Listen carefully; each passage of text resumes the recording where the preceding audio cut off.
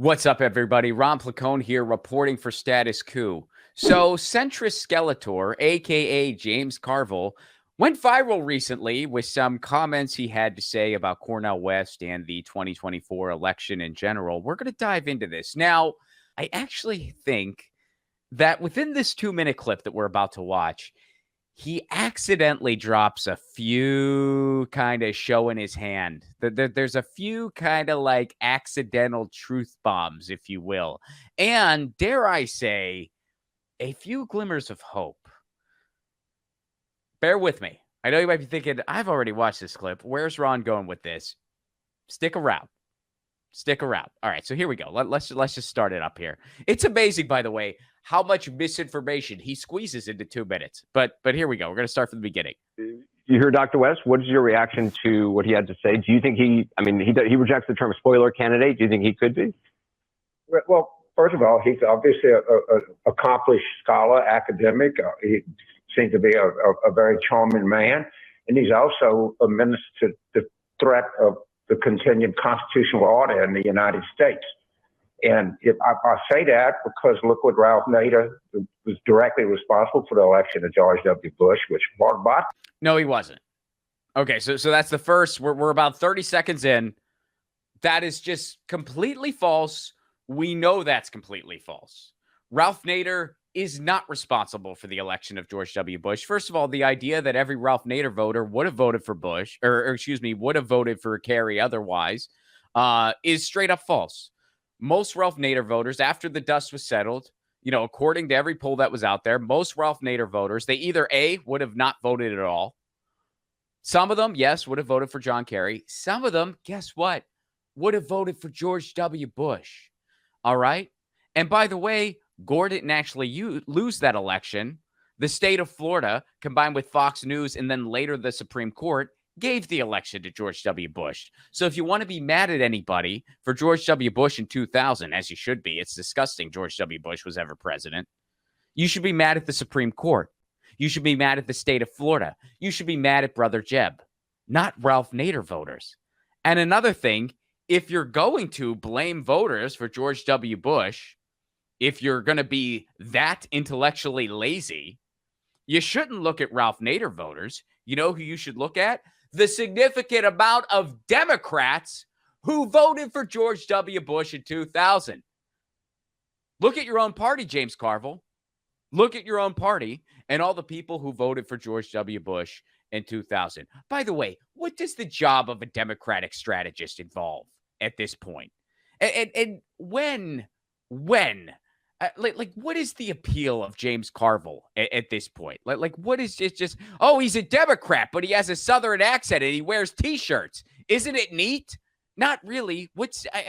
Anyway, let's go on. So there's the first just straight up misinformation right there that a 30-second Google search you could debunk. That Ralph Nader is the reason George W. Bush was ever president. That is categorically false, just completely false.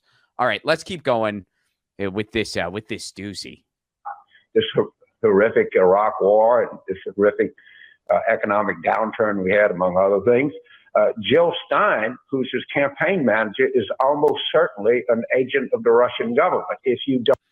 When you say almost certainly, it means when you use kind of qualifiers like that, almost certainly, that means you have no idea, almost certainly. And that also means you kind of know you're bullshitting. Almost certainly. But let's keep going. Don't believe me.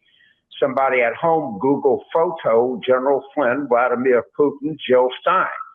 Okay, so we're going to keep going with this. But he says that Jill Stein is almost certainly an asset of Russia, almost certainly. His evidence, he's saying, if you don't believe me, because there's no evidence supporting what he just said, and I think deep down he knows that. But he's saying, if you don't believe me, Google, look for an image where Jill Stein is sitting at the same table as Vladimir Putin.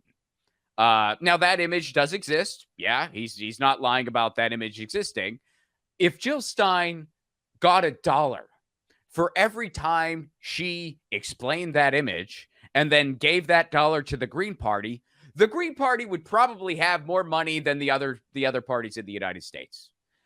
They probably still wouldn't have that much money, but they'd at least have enough money to be competitive. They'd probably still have less money than the Democrats and the Republicans, but they'd have a lot more money than they do now. That's for sure. So that photo was taken at a conference, an international conference for environmental issues. Jill Stein was at that conference on her own accord. Russia was not sponsoring her. Putin had nothing to do with her being there. She just happened to be sitting at the same table as him. That's it. Guess what? Vladimir Putin, who, you might not like the guy. I don't like the guy. But Vladimir Putin's a world leader. If you're going to an international conference meant for world leaders and influential figures in the environment and in politics, there's a chance a world leader's going to be there. So there's a chance Vladimir Putin might be there. And there's a chance you might end up at his table. That happened to Jill Stein. That's it. What was she supposed to do? Like, what? Have a side where it's like, he didn't bring me here.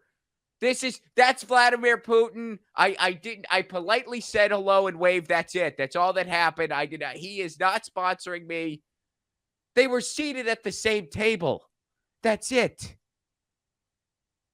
But that's James Carville's big evidence that she's, and by the way, when that photo first circulated, there was all kinds of misinformation about Jill Stein that people were putting out there. Just things that were just straight up lies. Like, she has a contract with RT. No, she doesn't.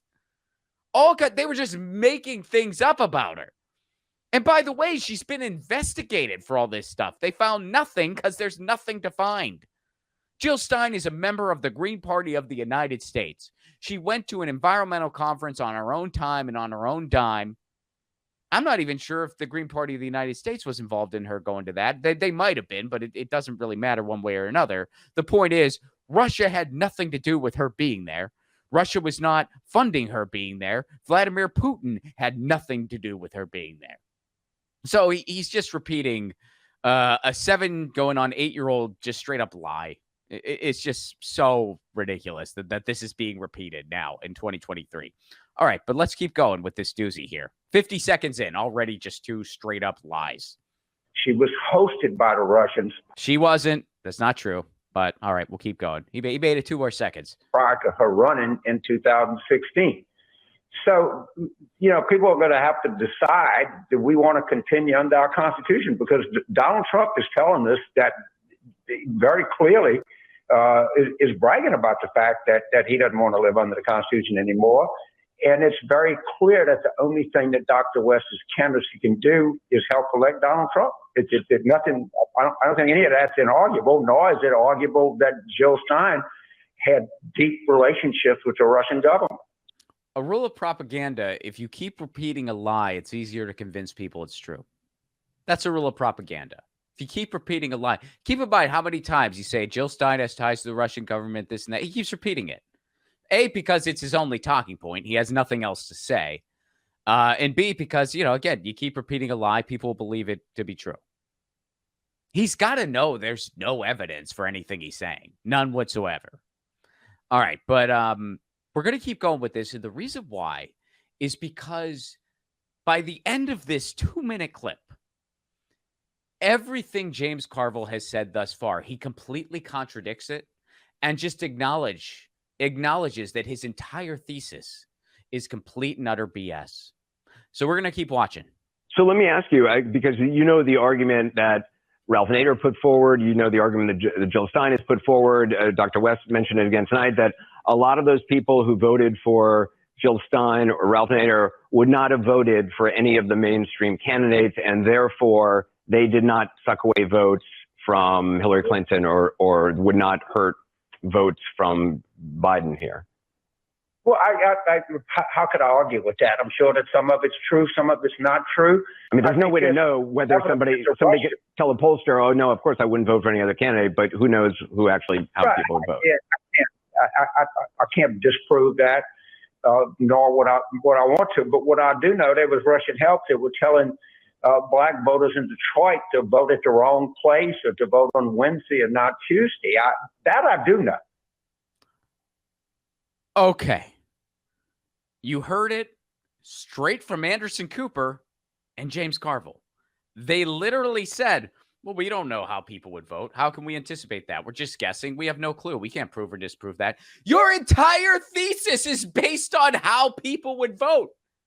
Their entire thesis that Ralph Nader gave the election to George W. Bush, that's under the assumption that everyone who voted for Nader would have voted for Gore otherwise, which is, by the way, just a straight up false assumption. They're basically saying, yeah, our entire thesis is just BS. We have no idea how anyone would vote or if they would vote. We have no clue. We have no idea. We're just assuming, but we're using that assumption to just make these false claims, and we don't care. Also, it's so interesting that he brought up Detroit in the end, because you really want to talk about Detroit. You really want to know what went down in Detroit in 2016, because he's actually, in a way, I think, partially right, because Detroit was significant when it comes to 2016. But the reason Detroit was significant was not because of a bunch of Russian, a bunch of spam memes from Russia that were seen by maybe 200 people, and I think they spent like $1,200 in Google ads. They were just spam memes from Russia. That's it.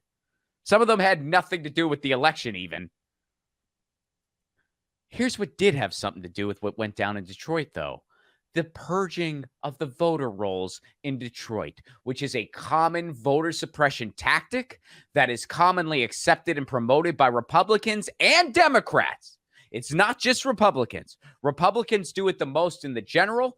Democrats do it the most in the primary, because at the end of the day, the main goal is to keep any type of progressive change down.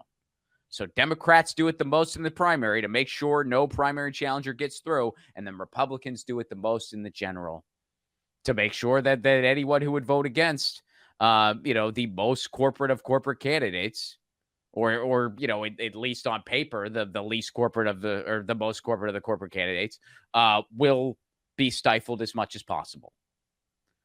So that's what really went down in Detroit. But James Carville doesn't want to talk about that part. You know why? Because for all the voter suppression things that Republicans do, Democrats do it too. They just do it more in the primary.